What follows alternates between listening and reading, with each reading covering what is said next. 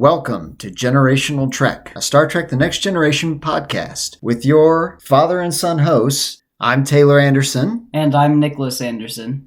Generational Trek is a podcast of a dad and son doing a series watch of Star Trek The Next Generation. In each episode, we'll provide a very brief recap of the episode. We'll then go through the episode, highlighting interesting parts of the show, humorous portions, and looking for a few important takeaways, hopefully. This week's episode is Season 1, Episode 2, The Naked Now. So what does the 15-year-old think of The Naked Now? Visible eyebrow raise. Yeah.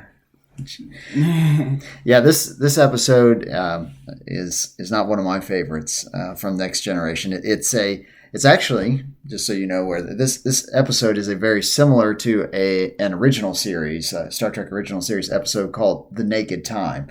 In fact, I think I saw some notes that George Takei, who played Sulu on the original series, basically called this a copy of the original series episode, The Naked Time. So a little bit of recap, background on it.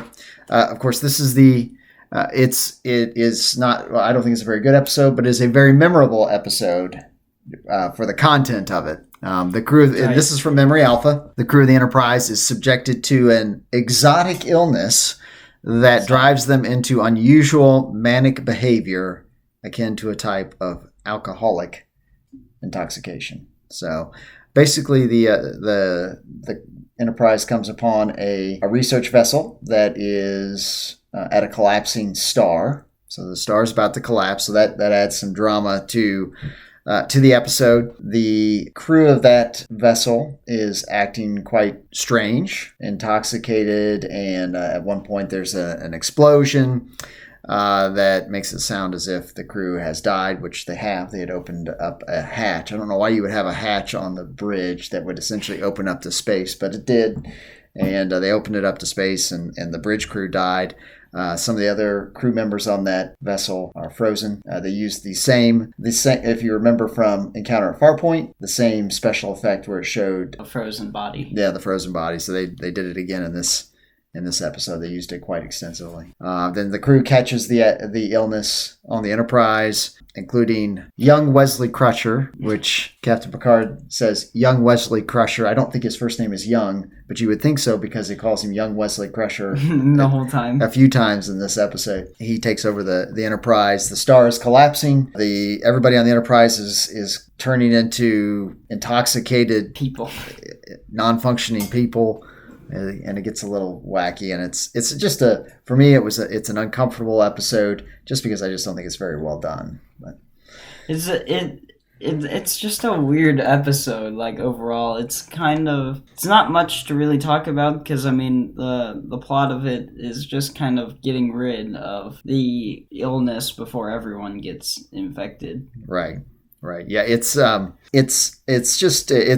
bad this was the second episode of Next Generation. I think their attempt at this was to try and bridge the original series with Next Generation to a certain extent. That must have been part of the thinking of why they did this. In fact, Dr. Crusher talks about using her antidote to this illness. Ultimately, she mentions in the episode is something that they sort of used from when the original Enterprise encountered this illness.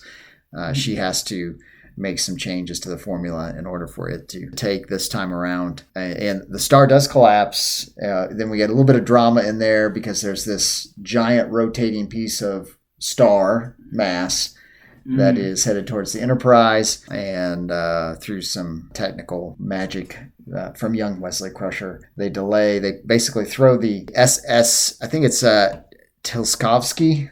I think it's, anyway. It's some Russian name. It is a Russian name. They throw that ship in front of the mass to delay it a little bit, to give the Enterprise enough time, give Data enough time to put the isolinear chips back in, that the chief engineer, who I don't believe we see him again. We don't see him No, again. They kind of had a rotating chief engineer here for the first several episodes of Next Generation before they settle on. Well, we won't ruin it, but before they finally settle on I think you know who the chief engineer ultimately becomes. But anyway, the chief engineer for this episode pulls all those isolinear chips out, Data, through even though this intoxication effects data, which was a bit surprising. Yeah, they kind of try and explain it because he is, he's very human-like as to why he would get this disease, but it doesn't really make sense though. Like he doesn't have an immune system.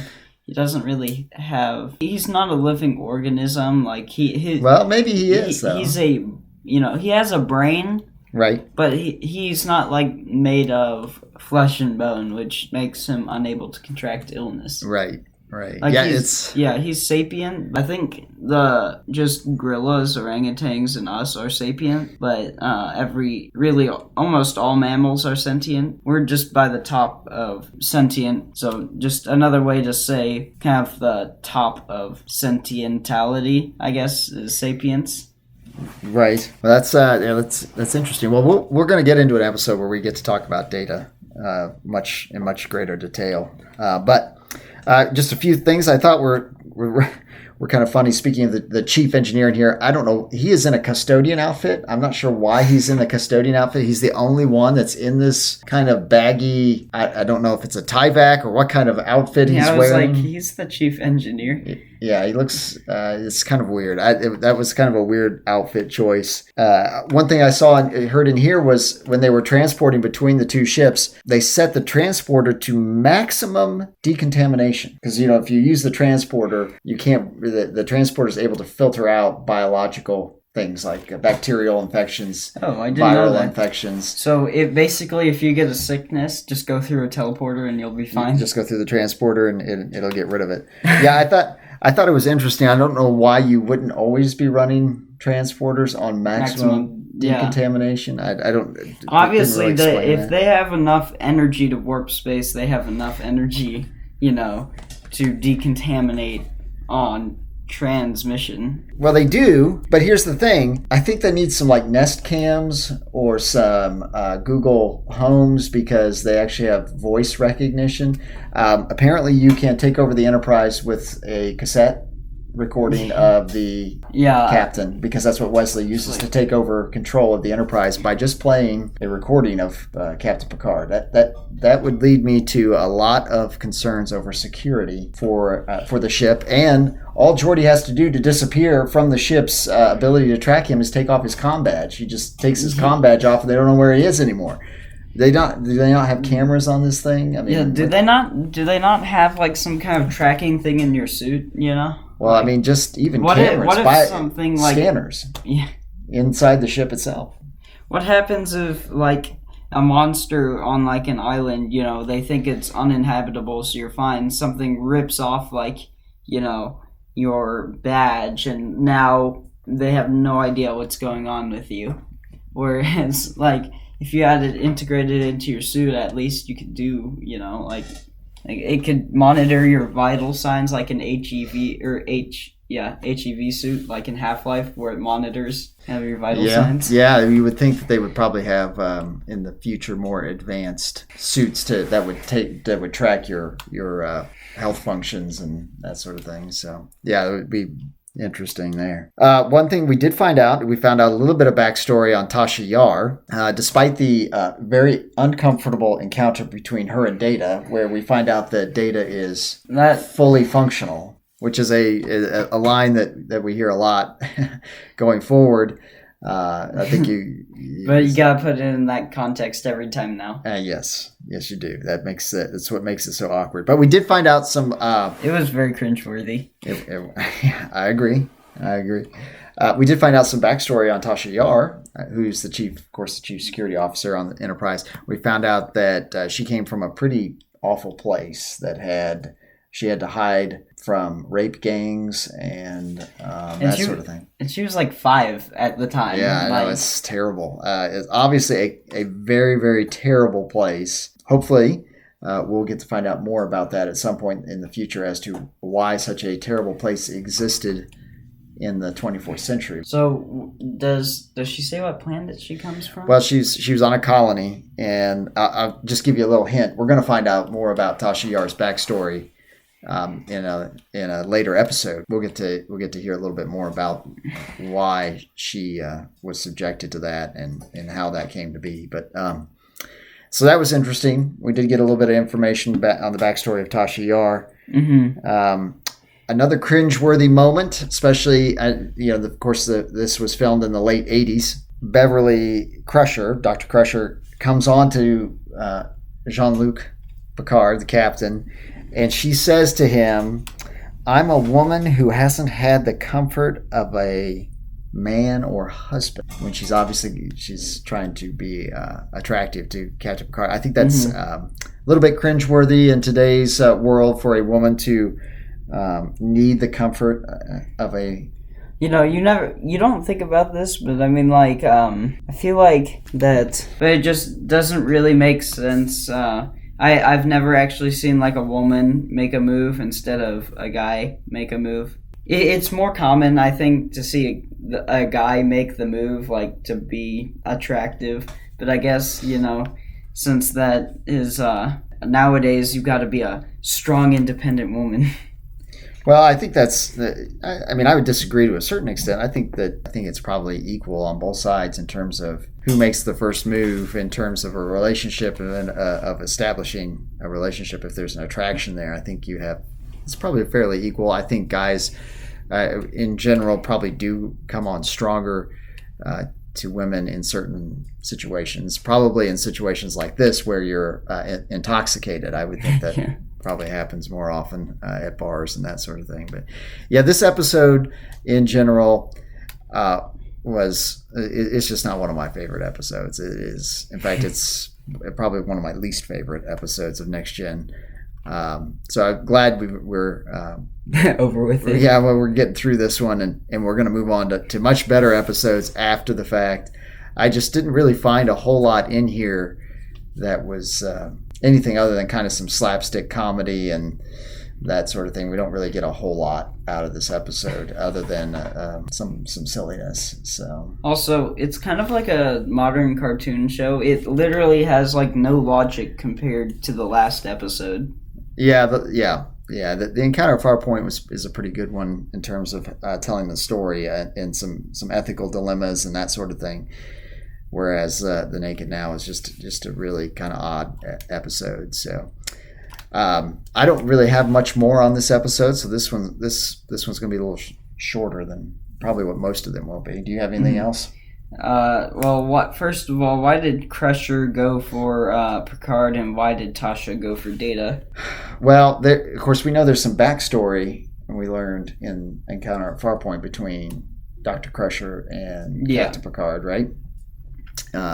As you might recall, Captain Picard brought home her husband's body to him because Jack Crusher served with Captain Picard on another ship and died, and he brought Jack Crusher's body home to Dr. Crusher. So I would assume that there's already some connection there, and that's probably why that she was showing some attraction to Captain Picard. We'll see if that continues through the rest of Next Gen. As far as Yar and Data... Why did Yar want Data's full functionality? I don't know if that was just... I don't know what I think it made... as far as, in character, I don't know why. I can see why the writers did it, because it was a little... Because it's, human-android relationship thing going there, so I assume that's why they wrote it that way. But yeah, it's maybe he's just a curiosity to her. I don't know.